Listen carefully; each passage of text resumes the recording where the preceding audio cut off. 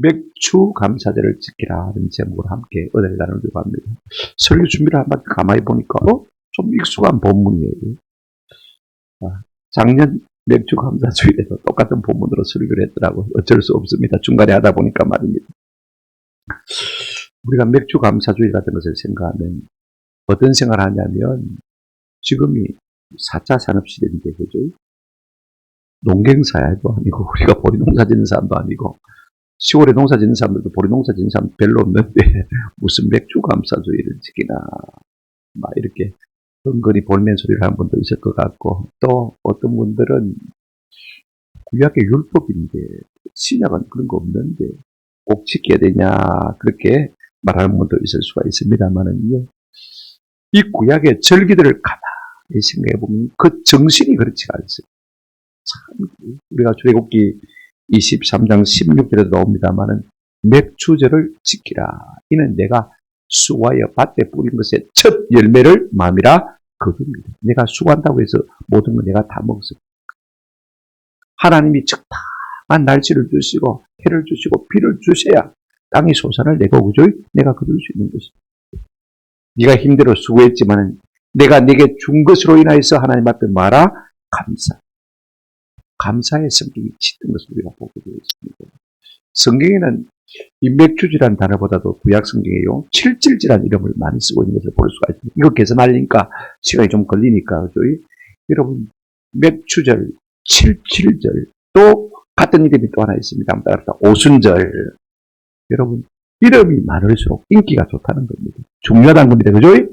아시겠죠? 이것만 여러분 기억하시면 됩니다. 자, 맥주절은 무슨 날하고 같다? 7.7절하고 같다. 그 다음에 뭐하고 같다? 오순절하고 같다. 이거 기억하시길 바랍니다. 여러분 오순절은 뭐냐면요 50이라는 뜻이거든요. 그죠? 이스라엘 백성들이 애국에서 나와서 광야 생활을 하다가 이제 47일째 시내산에 도착하게 되어지고 50일째 그들이 몸과 마음을 정결케 했다가 하나님께서 시내산에 강림하셔서 이제 하나님과 언약을 맺고 하나님께서 율법을 주십니다. 그죠? 그 다음에 성막 설계도도 주시고 모든 많은 것을 주십니다만은요. 이 50일째 하나님께서 이스라엘 백성에게 뭘 주셨다고요? 율법을 주셨다. 지금으로 말하면 말씀을 주신 거예요. 근데 신약에서는 이 오순절이 참 의미가 깊습니다. 우리 예수님이 6월절에 돌아가시고 그 다음에 사흘 만에 부활하시고 40일 동안 땅에 계시다가 이제 성전하셨습니다. 제자들이 열흘 동안 마가 요한의 다락방에서 애써 버티고 기도했을 때 딱 오순절 때 이르러서 우리 주님께서 교회에 뭘 부어주셨습니까? 성령을 부어주셨습니다. 그날을 갖다 우리가 성령 강림절이라고 하지 않습니까? 그죠?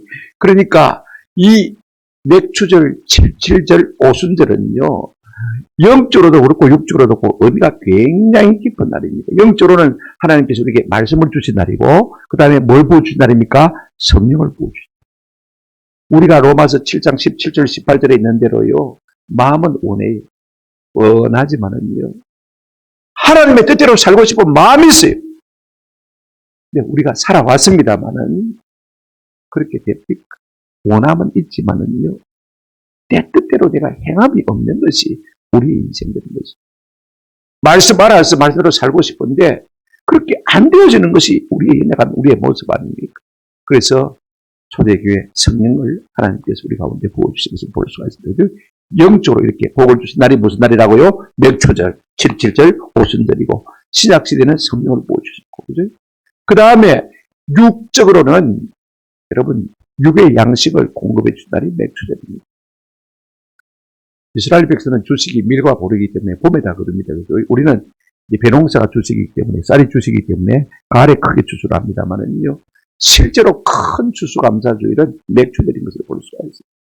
내가 네게 양식 주신 것으로 인하여 하나님 앞에 말아 감사하라. 그건 감사야말로요. 인간의 최고의 지혜고 인간의 최고의 능력입니다. 감사가 빠진 인생은 자기가 아무리 똑똑하다고 생각해도 옆에서 볼 때는요 바보입니다. 감사가 없는 사람은요 자기가 아무리 능하다고 그래도요 사실은 아무것도 아닙니다. 감사가 있는 사람만이 일을 해내고 감사가 있는 사람이 지혜롭게 일할 수 있는 능력이 그 가운데 있는 것입니다. 사람은 무엇에 집중하느냐가 그 사람입니다. 우리가 상처에 집중하는 사람은요, 그 상처에서 벗어날 수가 없습니다. 실패에 집중하는 사람은 실패에서 벗어날 수가 없습니다. 문제에 집중하는 사람은 문제에서 벗어날 수가 없습니다. 그러나 우리가 하나님의 은혜에 집중하고 감사에 집중하면 모든 것이 우리에게 열려지는 역사가 일어나게 될 줄로 믿습니다. 짜증과 원망은 분노를 낳고, 분노는요, 남을 망치기 전에 먼저 나 자신을 망치는 것을 우리가 할 필요가 있습니다. 그러므로 우리 하나님은 범사에 우리가 뭐든지 감사하는 사람이 되기를 원하시는 것을 볼 수가 있습니다. 무엇 때문에 하나님께서 우리에게 맥주 감사주의를 지키라고 하는지, 또 어떻게 지키라고 하는지, 무슨 정치를 가지고 지키려고 하는지 우리가 본문을 통해서 함께 살피면서 은혜와 도전을 받았으면 참 좋겠습니다. 첫 번째로 여러분, 맥주절은요, 우리의 감사를 일깨우는 절기입니다. 이걸 우리가 아셔야 돼요. 출애굽기 26장 13절에 맥주절을 지키라. 이는 내가 수고하여 밭에 뿌린 것의 첫 열매를 거둡니다. 했습니다만 오늘 보면 10절에 이런 말씀이 있습니다.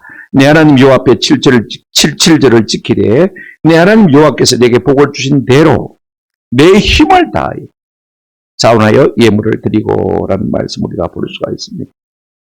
우리가 우리의 주식의 밀과 보리를 거둘 때 하나님 앞에 말하고요, 감사하라. 근데 구체적으로 어떻게 감사할 것인가? 세 가지를 나눠서 생각할 수 있습니다. 10절 한번 보시길 바랍니다. 한번 따라합시다. 내게 복을 주신 대로, 하나님께서 우리에게 주신 복 주신 분량대로 감사하는 것입니다. 내가 많이 받았으면 많이 감사하고, 받은 게 적으면 적게 할 수밖에 없는 것이죠. 그러니까 우리가 받은 복의 분량을 한번 헤아려 보는 것이 필요할 것 같아요. 우리가 맥주 감사주의를 막지만은 어떤 사람들은 복은 고사하고 뭐 전부 적자인데요. 그런 분도 있을 수가 있습니다. 그래도 그런 사람들 하나님 뭐 드릴 것이 없지 않겠습니까? 근데 우리가 거꾸로 한번 생각해 보시면 지혜가 필요합니다. 여러분, 내가 가진 것 중에 누리는 가운데 하나님께 받지 아니한 것이 무엇이 있는지 한번 살펴보시기 바랍니다. 내 건강 누가 주셨습니까? 하나님 주셨어요. 내 생명 하나님 주셨어요. 저는 생명 하나 주신 것에도 너무 감사해요. 우리 아버지, 할아버지 다 40대 돌아가셨어요. 제가 60 중반을 살고 있다는 것이 꿈만 같고 기적만 같습니다. 살아있다는 것만으로도 하나님의 은혜요. 그죠? 덤의 복인 것을 우리가 기억할 필요가 있어요. 어제 제 후배 목사님이 혈액암에다가 췌장암에다가 뭐 겹쳐가지고 아무에도 알리지 말라고 그러는데 제가 소식을 듣습니다. 나이는 저하고 같아요. 만약에 내가 그 일을 당한다면 내 마음이 스스로 절망이 안 되겠나 싶은 생각이 들어요. 귀하게 주신 은혜도 감사하지. 세상에 얼마나 진리들이 많아요. 우리가 한번 헤아려 보십시오. 사실은요, 받지 않는 것이 하나도 없는 것입니다. 이만한 형편, 이만한 건강, 이만한 가정, 이만한 직장, 지위, 명예, 내가 잘나서 누리는 것 아니지 않습니까?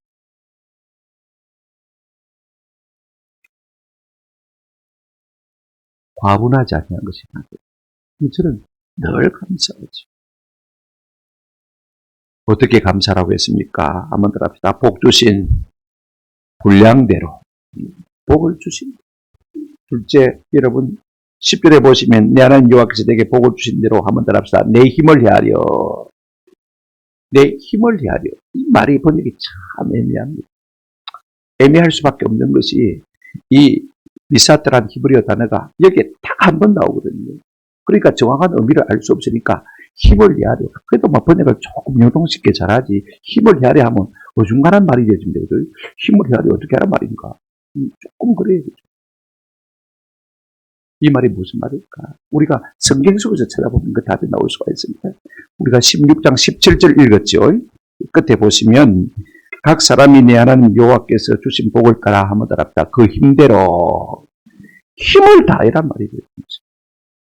하나님께 내게 복을 주신 것을 헤아려서 복을 받은 대로 힘을 다했어. 힘을 다했어. 마리아가 예수님의 장례를 준비하면서 가장 귀한 향료, 그죠? 옥합을 주님의 발 앞에 깨뜨렸어요. 그랬더니 제자들이 막 비방했습니다. 그 귀한 것을 팔아서 가난한 사람의 주변에 될 것을 갖다가 허비한다고 막 비판했을 때 우리 예수님께서 이렇게 말씀하셨습니다. 마가복음 14장 8절에 그는 힘을 다하여 내 몸에 향료를 부어 내 장례를 맺다 준비. 힘을 다하여. 여러분, 우리 주님이 무엇을 받으셔야 될 분인 것입니까? 대충 그 사람에게 드려보십시오. 기쁨 받겠습니다. 힘을 다해 우리 하나님 앞에 감사하는 저와 여러분 되시기를 주의 이름으로 축원합니다. 셋째, 여러분, 하나님의 복주심에 대해서요. 감사하게 어떻게 감사라고 했습니까? 한번 따라합시다. 자원해서. 예. 10절 끝에 보시면 자원하여 예물을 드리고 자원하는 예물을 드리고 뭐든지 자원하는 마음이 참 중요합니다. 억지로 하는 것 말고 헌금도 그렇습니다. 그죠? 보십시오. 고린도후서 9장 7절에 보면 각각 그 마음에 정한 대로 할 것이요 인생하모노라 억지로 하지 말지니 하나님은 즐겨내는 자를 마신다고요? 사랑하십니다. 체면에 바쳐서 내가 10만 원 감사한 것만 목사님 보고 적다 그러겠지. 이런 게 아닙니다. 내 마음속에 하나님이 내게 베푸신 은혜가 감사해서 즐거이 차오담으로 드린 것을 하나님 기뻐 받으시는 것을 볼 수가 있습니다. 여러분, 마게도냐 교회가요.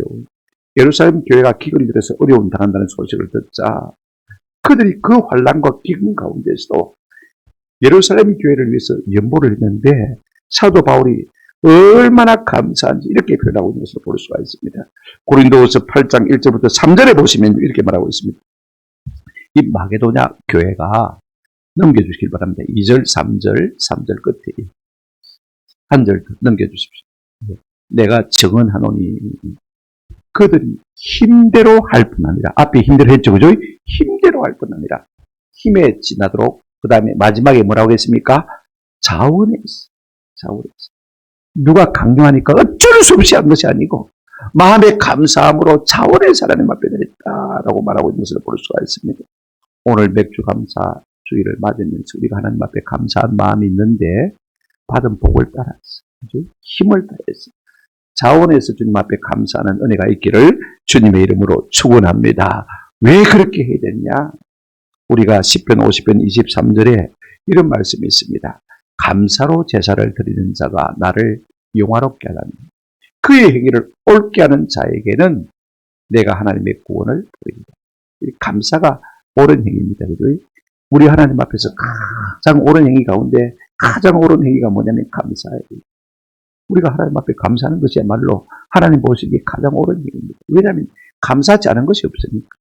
그럴 때 하나님께서 내가 너에게 뭘 보여주겠다? 구원입니다. 죽어서 천당 가는 만 구원이 아닙니다. 그죠? 우리의 모든 삶의 환경을 좋게 만드는 것도 다 구원에 속하는 것입니다. 저는 우리가 이 같은 은혜가 있기를 주님의 이름으로 축원합니다. 우리가 받은 것을 받았다고 고맙다고 인사하는 것, 그죠? 인사가 뭡니까? 사람 인자에다가 일사자. 사람의 기본적인 일이 인사입니다. 아멘? 그 인사가 뭐예요? 받은 것을 받았다고 고맙다고 하는 것입니다. 그걸 하나님이 기뻐하신다 이 말인 것입니다. 두 번째로 맥주절은요. 우리의 사랑을 일깨우는 절기입니다. 이걸 우리가 하나님께 감사하도록 우리를 이끌어가지 아니라 이웃을 사랑하도록 힘쓰라고 우리를 이끄시는 것이 맥주 감사절의 절기인 것을 우리가 느낄 필요가 있습니다. 11절 한번 보시기 바랍니다. 너와 내 자녀와 노비와 내 성중에 있는 레인과 및 너희 중에 있는 객과 고아와 가부가 함께 내 하나님 여호와 앞에서 자기 이름을 두시고 택하신 곳에서 내 하나님 여호와 앞에서 절구할지니라 라고 말하고 있는 것을 볼 수가 있습니다. 사람이요 내배 부르면요 남 배고픈 거 잘 모릅니다. 주부들도 그렇지 않습니까? 저녁에 자기 배가 부르면 남편이 와서 시장할 길인데 밥 해야 될 길인데 그런 생각이 잘 안 듭니다. 그죠? 왜? 내 배가 부르니까 남 배고픈 것도 모르겠습니다. 우리가 하나님 앞에서 복을 받아서 잘 되면 잘 될수록 우리가 조심해야 될 것이 무엇이냐면요. 힘든 사람의 심편을 잘 몰라주는 것입니다. 개구리 올챙이 시절 모르겠다. 나는 복을 받아서 잘 되지만은 그러나 여전히 삶의 하나님 앞에 충분히 공급받지 못해서 힘들어하는 사람들도 있다는 사실을 우리가 기억할 필요가 있습니다. 이런 좋은 절기 때는요. 우리가 좀 나눠 가질 필요가 있는 것입니다. 하나님은 우리가 복을 받는 것을 깨달은다면 그때만이라도 가난한 사람들과 좀 나누어 가지라 함께 즐거워하라 이렇게 말하고 있습니다. 당연히 여러분 11절 한번 다시 보시기 바랍니다. 뭐라고 말하고 있습니까? 너는 내 자녀와 노비와 그랬습니다. 그죠? 당연히 내 집안 식구들끼리 함께 즐거워하는 것 당연하죠. 하나님께서 보내서 복을 주셨다 생각되어지면요, 우리가 함께 온 식구가 즐거워하는 것 당연합니다. 이건 기본이고, 그죠? 그 다음에 이렇게 말하고 있습니다. 내 성중에 있는 누구와요? 레인과 그 다음에 및 너희 중에 있는 객과 고아와 가부가 함께 그랬습니다. 성경을 유심히 보시면요, 여기에 내 성중에 있는 레인과 앞에 정관사가 붙어 있습니다. 그 레인과 그 다음에 객도 그 객과 그 과부와 그 고아 이렇게 되어 있는 것을 볼 수가 있습니다. 이 말은 무슨 말이냐면요, 네가 모르는 사람이 아니라는 것입니다. 늘 만나는 너희 가운데 있는 레위인들과 네가 늘 만나는 외국인 나그네들과 그 다음에 고아와 가부들이 있거든. 그들과 함께 즐거워하라고 우리에게 말씀하고 있는 것을 볼 수가 있습니다. 그들을 어떻게 돕고 사랑해야 됩니까? 오늘 보십시오. 첫째로 레인과 함께 즐거워하라. 11절에 한번 보십시오. 네 성중에 있는 레인과 그때 보시면 내 하나님 여호와 앞에서 즐거워할지니라고 그랬죠. 잘 모르는 레인이 아닙니다. 왜냐하면 레인이요, 각 지파 가운데 성 가운데 흩어져 살았거든요. 뭐 때문에 그렇게 살았습니까? 신명기 33장 10절을 보면 모세가 어떻게 예언했습니까? 그들이 하는 일이 무엇입니까? 주의 법도를 야곱에게, 주의 율법을 이스라엘에게 뭡니까? 가르치며 주 앞에서 분향하고 온전한 번제를 제단 위에 드리자. 제사장이 하는 가장 중요한, 레인이 하는 가장 중요한 일은요, 하나님의 율법을 가르치는 것입니다. 그들을 위해서 뭐 하는 것입니까? 기도하는 것입니다. 저도 여러분을 위해서 늘 기도하는데, 어떤 가정은요, 제가 7개월 기도하는데 반응이 하나도 없어요. 어제도 그렇게 됐어요. 하나님 그만할까요? 7개월째인데. 하루에 매일 3번 했는데. 말씀 안 하세요. 더 해라 말이죠. 이 레인이 해야 될 일이 무엇입니까? 한번 보십시오. 가르치며 주 앞에서 마고요, 분향하고 기도하는 것입니다. 그죠? 그 다음에 온전한 번제를 하나님 앞에 예배를 인도하는 것입니다. 이것을 위해서 레인이 부름받은 우리가 기억할 필요가 있습니다. 레인은 오늘날의 교역자와 비슷한 역할을 하는 사람들이죠. 갈라디아서 6장 6절에 보면 이런 말씀이 있습니다. 가르침을 받는 자는 말씀을 가르치는 자와 모든 좋은 것을 함께 말하라. 내가 힘들 때 그렇게 하라 말아야 합니다. 하나님께서 내게 복을 주셨을 때는요, 네가 잘하는 레인, 네 성중에 있는 레인과 함께 요 앞에서 말아 즐거워하라 그 말씀입니다. 내가 칠순 잔치를 했는데 부조가 많이 들어왔다. 아유 목사님 밥 한 같이 먹읍시다. 그죠? 그렇게 하라 그 말입니다. 하나님도 자기를 섬기는 종들을 이 절기에는요, 좋은 것을 주시기를 기뻐하시는 것을 볼 수가 있어요. 사실 제가 레이 가지고 설교를 하려고 했는데, 새벽마다 레이 강의를 이미 이 본문을 가지고 설교를 지난주에 했거든요. 그래서 겹쳐서 또 하기가 좀 그래서 본문을 살짝 바꾸었습니다만은요, 여기 맥주들이 아주 상세하게 나와 있는 것을 볼 수가 있습니다. 자, 레위기 23장 17절 한번 여러분 화면을 보시기 바랍니다. 하나님께서 이제 이 맥주절에 하나님 앞에 제사 지낼 때 어떻게 지났냐면, 너희의 처소에서 10분의 2 에바로 만든 떡 2개를 가져다가 흔들지니 이는 고운 가루에 누룩을 넣어서 부은 것이요, 이는 첫 요제로 여호와께 드리는 것이며 이것들을 그 다음에 제사장에 바치라 이랬거든요. 근데 여러분 맥주절에 하나님 앞에 예물을 드렸어요. 제물을 드리는데 그날에는요, 희한합니다. 하나님께서 10분의 2 에바를 가지고 이제 피자 같은 걸 만들어 가지고, 그죠? 이제 구워서 하나님 앞에 드리는데, 여러분 우리가 성경 전체를 보게 되어지면요, 어떤 제물에도 누룩을 못 넣습니다. 그런데 오늘 맥주절에 하나님 앞에 제사할 때는요, 피자를 넣을 때 거기에다가 뭐 넣어라? 누룩을 넣어라. 이스트를 넣어라. 맛있게 만들라는 거죠. 그리고 그걸 하나님 앞에 먼저 태워드리는데 태우지도 말고 하나님 앞에 여제로 흔들어서 하나님 드립니다 하고는 그걸 통째로 누구에게 주라? 제사장이라고 했어요. 오늘같이 좋은 날 맥주절에 제사장 너도 맛있는 걸 한번 먹어봐라 그 말인 것입니다. 니도 부드러운 거 한번 먹어봐라 그 말인 것입니다. 하나님도 그의 종들을 대우하기를 기뻐하시는 것을 보십시오. 또 하나 보십시다. 레위기 20장 20절에 보시면요, 그 다음에 하나님 앞에 화목제를 드리는데 어떻게 드리라고 했냐면, 제사장 그 첫 이삭의 떡과 함께 그 2마리 어린 양을 여호와 앞에 흔들어서 요제를 삼을 것이다. 여러분 화목제를 드리면요, 잡아가서 태워드려야 돼요. 다 태우는 건 아니지만은 그죠? 사람이 먹는 기름 이런 것들은 다 하나님 앞에 드리는데 잡지도 말고 태우지도 말고 그냥 이 어린 양을 갖다가 뭐라? 헌돌으라. 하나님 앞에 드립니다. 말로만 띄우라는 것이. 그리고 두 어린 양을 갖다가 누구에게 드리라? 제사장에게 드리라. 맨날 구운 것만 먹지 말고 탄 것만 먹지 말고 네가 삶아서 먹든지 네가 알아서 마음대로 요리해 먹도록 새 것을 드리라고 말입니다. 여러분 그런 제사가 없습니다. 맥주제는 그렇게 하는 거죠. 이걸 우리가 가만히 보시면요. 하나님도 이 즐거운 날에 자기를 섬기는 종들에게 얼마나 귀한 것을 주시기를 기뻐하는가를 볼 수가 있는 것입니다. 왜 그렇게 하는 것입니까? 여러분 제사장들은요, 레위인들은 자기 분깃이 없는 사람입니다. 성도가 주면 먹고 안 되면 안 먹는 사람이니까. 우리가 하나님을 사랑하는 마음이 많으면 레위인들이 잘 먹고 잘 살 수 있고, 우리가 하나님을 사랑하는 마음이 없으면 손가락 빨고 있어야 되는 것이 그런 것입니다. 나를 섬기는 내 종들을 네가 좋은 일을 만났을 때 귀하게 여기라, 함께 즐거워하라, 그렇게 우리에게 말하고 있는 것을 볼 수가 있습니다. 여러분, 여러분의 좋은 절기를 만날 때 꼭 그렇게 하시는 은혜가 있기를 축원합니다. 또 하나 불의의 사람이 있습니다. 레위인뿐만 아닙니다. 네 성중에 거하는 한번 따라합시다. 객과 고아와 과부와 그 객입니다. 그죠? 그 고아입니다. 그 과부입니다. 모르는 사람이 아니고 생판 모르는 사람이 아닙니다. 우리 교회도 뭐 장애단체에서 뭐 만들었으니까 도와달라고 보내준다니까. 1년에 막 수십 번 전화가 옵니다. 서너 번 받지만 더 이상 못 받습니다. 부산에도 장애단체 많은데 막 서울서까지 우리가 챙겨야 되거든요. 그때 제가 생각하는 말이 무슨 말이냐면, 누구 가까운 데도 많이 있는데, 그죠? 멀리서 안 해도 네 가까운 데 있는 사람이라도 챙기라고 말입니다. 어떤 사람은요, 외국인 나그네, 그 다음에 뭐요? 고아와 가부. 이 세 부류의 사람은요, 가난한 자의 3대 대명사입니다. 그 당시에 노동 집약사회에서요, 노동하는 사람이 없으면요, 먹고 살기가 힘듭니다.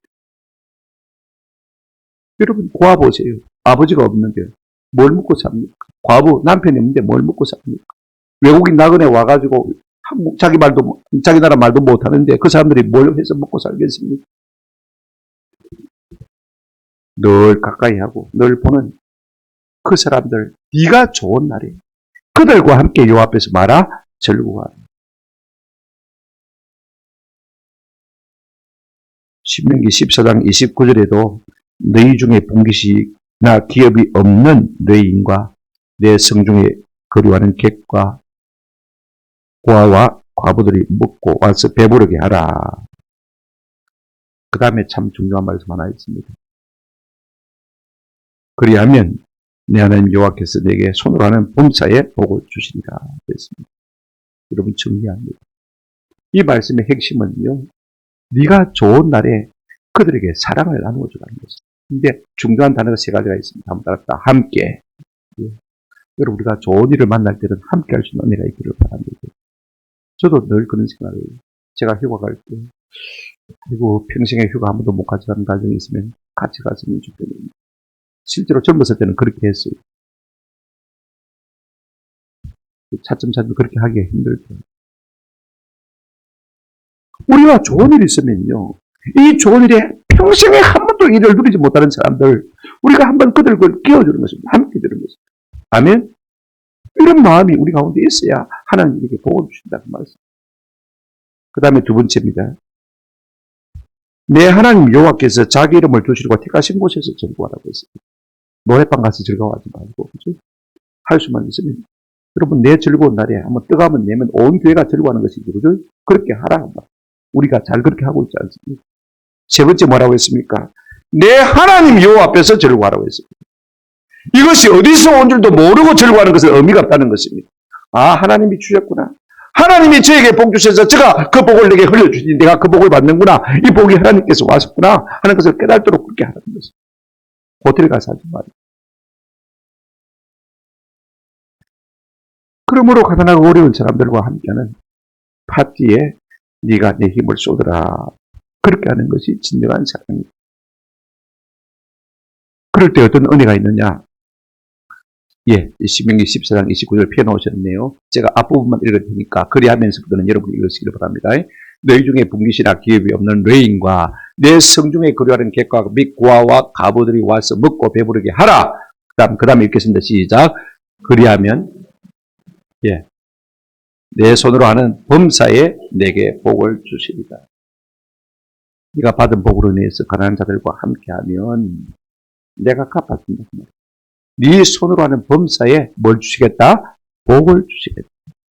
살아계신 하나님의 역사를 믿는다면요, 우리가 좀 그렇게 살아갈 수 있는 은혜가 있기를 주님의 이름으로 축원합니다. 세 번째로 여러분, 맥주절은요, 우리의 헌신을 일깨우는 절기입니다. 12절 한번 보실까요? 12절. 너는 애굽에서 종되었던 것을 기억하고 이 규례를 지키게 행할지니라. 우리가 신앙생활하면서 타성이 붙으면요, 구원의 감격도 줄어들고, 구원의 감격이 줄어들면 점점 그냥 뒷전으로 나앉습니다. 헌신하지 않게 돼요. 이번에 뉴스에 보니까 부영 사랑으로 아파트 지어서 이제 임대하신 사업을 한 회장의 이름이 뭔지 모르겠습니다만은요, 이분이 자기 고향 동네에 1억씩 나눠줬대요. 통장에 꽂아두더라고요. 자기 중학교, 초등학교, 고등학교 동창들 거의 다 1억씩 주고. 그래서 나눠준 돈이 현금 말고 물품까지 다 합치면 14조 정도 되더라고요. 얼마나 많은 돈을 벌어가지고 그렇게 줬는가 모르겠습니다만요. 나는 예수 믿는 사람인 거 알았더니 아닌 것 같기도 하고. 참 잘한 것 같아요. 그거 자기가 싸들고 죽었거든요. 그래서 그 마을에서 공덕비 씌워준다고 좀 난리더라고요. 1억씩 받았으니 얼마나 감사하겠습니까? 물론 세금 빼고, 1억 준 사람은 세금 빼고 다 8,900 얼마 이렇게 해서 넣어주더라고요. 통장에.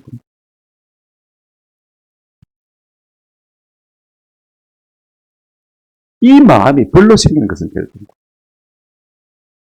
나도 옛날에 가난하게 살았는데 누군가가 조금만 도와주었으면 참으로 일어날 수가 있는, 내가 그 사람이 되어야 되겠다, 그런 감격을 가진 것이죠. 여러분 12절에 보시면 너는 애굽에서 종되었던 것을 뭐하고요? 기억하고. 우리가 구원의 감격을 잊지 않으려면요, 옛날에 어떤 사람인지를 기억해요. 지금 어떤 사람인지 비교해 볼 수 있는 능력이 우리 가운데 있어야 되는 것입니다. 그들은 얼마 전까지만 해도 애국에 종살이던 사람입니다. 근데 하나님께서 모세를 통해서 이끌어내시고 지금 이제 광야에서 나와 있는 것을 볼 수가 있습니다. 앞으로 가나안 땅에 들어가겠죠. 우리 역시 마찬가지입니다. 우리가 믿기 전에는 다 죄의 종이었고 사단의 종이었고 사망의 종이었습니다. 저희 때마다 이 사실을 기억하라는 것입니다. 내가 과거에 어떤 사람인데, 내가 죄 가운데서 죽을 볼 수밖에 없는 사람들이었는데, 예전과 지금을 비교할 필요가 있는 것입니다. 우리가 과거에 어떤 사람입니까? 우리가 신약 성경을 보게 되어지면 로마서 11장 30절에 너희가 전에는 하나님께 순종하지 아니하더니 하나님을 거스려 대적하는 자들이었습니다. 뿐만 아닙니다. 에베소서 2장 3절에 전에는 우리도 다 그 가운데서 우리의 육체의 욕심을 따라 지내며 육체와 마음이 원하는 것을 하여 다른 이들과 같이 본질상 뭐가 있었습니까? 진노의 자식, 하나님의 진노를 살 수밖에 없는, 영죽을 수밖에 없는 인생. 이것이 이전에 예수 믿기 전에 우리의 모습인 것입니다. 디도서 그 앞에 에베소서 5장 8절에 보시면 너희가 전에는 뭐더니 어두움이더니, 내가 대명천지에 산다고 그러지만은요, 천만 남들이 볼 때는 저 사람처럼 깜깜한 사람이었습니다. 디도서 3장 3절에 우리가 전에는 어리석은 자요, 순종하지 아니한 자요, 속은 자요, 여러 가지 정욕과 행락의 종로로 단 자요, 악독과 투기를 일삼는 자요, 가정한 자요, 피차 미워한 자였으나 베드로전서 2장 10절 25절에 너희가 전에는 백성이 아니더니 너희가 전에는 양과 같이 길을 잃었더니 하나도 소망이 없고 희망이 없는 사람들이었습니다. 이제는 예수로 말미암아 어떻게 되었습니까? 지금을 한번 비교해 보십시오. 에베소서 5장 8절입니다. 너희가 전에는 어둠이더니 이제는 주 안에서 무엇이라? 빛이라. 빛의 자녀처럼. 내가 깜깜한 어둠인데 이제는 빛이 됐다고 말씀하고 있습니다. 베드로전서 2장 10절 25절에 너희가 전에는 백성이 아니더니 이제는 하나님의 백성이요 전에는 긍휼을 얻지 못하였더니 이제는 긍휼을 얻은 자니라. 너희가 전에는 양과 같이 길을 잃었더니 이제는 너희의 영혼의 목자와 감독 되신 얘기로 뭐하였느니라? 돌아왔느니라. 할렐루야. 길을 잃고 방하던 우리 인생이에요. 우리의 영혼의 목자 되신 예수님을 만나서 그분께 안겨서 그분의 품에서 살아가고 있다는 사실을 우리가 깨달을 필요가 있는 것입니다. 이것이 우리의 직업의 모습.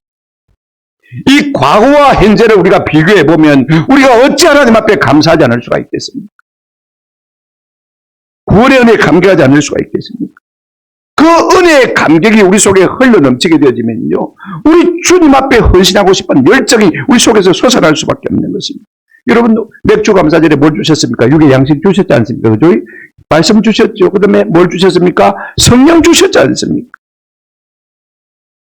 이 모든 좋은 것을 우리에게 주신 하나님께서 우리에게 있는 것 좀 받으시는 것이 불편부당합니까? 당연하지 않겠습니까? 누가복음 12장 48절 말씀입니다. 화면을 한번 보시고 같이 한번 읽었으면 좋겠습니다. 예, 같이 읽겠습니다. 시작. 무릇 많이 받은 자에게는 많이 요구할 것이요, 많이 받은 자에게는 많이 달라. 별로 하나님께서 우리에게 많이 준 것 아닙니까? 많은 직분을 주신 것이 아닙니까? 내가 네게 원하는 것이 있다는 것입니다. 많이 받았으니 내게 많이 마요 다오. 오래만 사는 것이 예수가 아닙니다. 오래 살았으면 오래 산 값을 하나님 앞에 해야죠. 내가 부자로 산 것이 대수가 아닙니다. 부자로 산 값을 하나님 앞에 해야 그게 진짜 복된 삶입니다.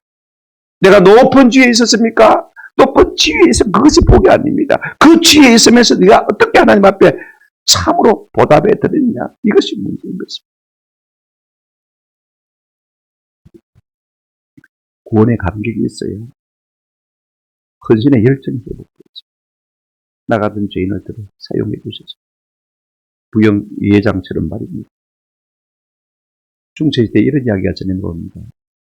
왕이요, 하나님 앞에 받은 바 은혜가 감사해서 지금 나가는 교회당에도 불편하니까 새 교회당을 지었으면 좋겠다 생각하고, 혹시나 백성들에게 부담이 될까 싶어서 자기가 광고를 했습니다. 전적으로 왕실에서 건축비를 다 낼 테니까 여러분들은 가만히 계십시오. 그래서 이제 아름다운 성전을 하나 꾸몄습니다. 그리고는 이제 기초석에다가 왕의 이름을 새기고 건답하다 이렇게 이제 건당을 했는데, 하나님께서 왕의 꿈에 그렇게 말씀합니다. 천사가 내려와서는요, 그 기초석에 자기 이름을 지우고 자꾸 자기 교회에 과부 집사님의 이름을 쓰더랍니다. 한 번 하고 끝났으면 되는데 두 번을 그렇게 하시고 세 번째 보여주시는데, 내가 뭔가 잘못됐나 싶어서 그 가난한 과부 집사님을 엄밀하게 불렀다고 해요. 집사님, 교회당 건축할 때 집사님이 어떤 수고를 하셨습니까? 물어봤더니 집사님이 벌벌 떨면서 아무것도 안 했습니다. 왕이 아무것도 하지 말라 했는데 어떻게 우리가 할 수가 있습니까? 그래도 한 것이 없습니까? 나는 아무것도 한 것이 없고 백돌 나르는 말이 배고파 싶었어. 배고파 할까 싶어서 풀을 뜯어가지고 말려가지고 건초더미가 다 드는 것밖에 없어. 왕이 가만히 생각해보니까 자기에게 없는 것, 풀을 빼가지고 꼴을 베어서 그걸 말려서 그 성전을 짓는 벽돌을 나르는 말에게 먹였으니 자기야말로 가장 수고한 사람이 틀림없는 것입니다. 그래서 그 길로 자기 왕의 이름을 주고 그 과부집사님의 이름을 새겼다는 그런 이야기가 흘러내려오고 있습니다. 여러분, 누가 주님을 더 사랑하겠습니까? 사함을 받은 것이 많은 사람일수록 우리 주님을 더 극진히 사랑할 수밖에 없는 것입니다. 뭐 여러분, 누가 죄가 더 많고 적다 그런 말이 아닙니다. 다 사람은 똑같습니다. 똑같이 죄 가운데 있습니다. 근데 죄를 죄로 빼달라는 은혜, 이것이 참 중요합니다. 사도 바울은요, 우리가 볼 때는 율법으로는 흠이 없는 자 아닙니까? 그죠? 그럼에도 불구하고 그가 차츰차츰 말하다가 나중에 이렇게 말하고 있습니다. 나는 한번 따라합시다. 죄인 중에 괴수로다. 죄인 중에 우두머리고 지옥 가려면 제일 밑바닥에 가야 죄인. 그만큼 자기 죄성을 깊이 깨달은 거죠. 그와 같은 죄의 사함을 받은 사람으로서 그 주님을 장가도 안 가고 일평생 주님을 위해서 살 수밖에 없는 것입니다. 적게 사함을 받은 자는 적게 주님을 사랑하고, 많이 사함을 받은 자는 많이 주님을 사랑한다고 말씀하셨어요. 바울이 우리보다 죄를 더 많이 지었겠습니까? 주님의 사하심을 깨달는 은혜였죠. 주님의 은혜를 생각하면 우리 자신을 우리가 적게 드릴 수가 없는 것입니다. 말씀을 맺습니다. 우리가 맥주 감사주의를 어떤 마음으로 드려야 될까요? 지켜야 될까요? 첫째는 당연히 감사한 것이죠. 그 다음에 또 하나는 무엇입니까? 이웃을 사랑하는 마음으로 지켜야 됩니다. 더 주님 앞에 헌신하기로 결단하면서 우리가 맥주 감사주의를 지키는 것이요. 하나님이 참으로 기뻐 받으시는 이 절기의 기쁜 정신인 줄로 믿습니다. 영어로 간단히 말하면요. T, thanks, 그 다음에 L, 사랑, 그 다음에 D, devotion 하면 헌신이 되겠죠. TLD. 이렇게 여러분 기억하시면 쉽게 기억할 것 같습니다. 감사 없이요. 사랑 없고. 사랑 없이 헌신 없습니다. 맞습니까? 그러므로 감사가 기본. 감사가 모든 신앙의 알파와 오메가인 것입니다. 감사가 있어야 내 마음 가운데 사랑이 우러나게 되어지고 내 마음 가운데 사랑이 있어야 헌신하게 되어지는 것입니다. 왜 감사라고 하는 것입니까? 감사가 모든 신앙의 처음이요 나중이 되기 때문에 그렇습니다. 어떤 사람은요 감사야말로 신앙의 최고봉이다 그랬습니다. 감사가 없는 사람은 이빨 빠진 그릇과 같은 것입니다. 하나님 앞에 쓰임받을 수가 없습니다. 감사는요 모든 좋은 것을 여는 마스터 키와 같은 것입니다. 모든 좋은 것의 씨앗입니다. 모든 좋은 것을 퍼내는 마중물과 같은 것입니다. 모든 좋은 것을 끌어당기는 자석과 같은 것이 감사인 줄로 믿습니다. 감사는 돌같이 굳어진 우리의 마음들을 갈아엎는 쟁기와 같습니다. 나도 모르게 한번 감사의 말을 내뱉기 시작하면요. 내 마음이 이상하게 부드러워지는 것을 느낄 수가 있습니다. 아멘? 불평부당한 사회 속에서, 직장생활 속에서도, 관계 속에서 한 번 감사의 말을 듣게 되시면요. 3개, 4개 감사가 들어옵니다. 어제도 어떤 분이 자기 직무 때문에 매월 1일 되면 문자가 오더라고요. 그래서 내가 문자 푸나느라고 고생이 많습니다. 감사합니다. 수고하십니다. 점심 때도 답이 오고 저녁 때도 답이 오고 3번이나 답이 오고 고맙다고 감사. 내가 한 번 감사하다고 그랬는데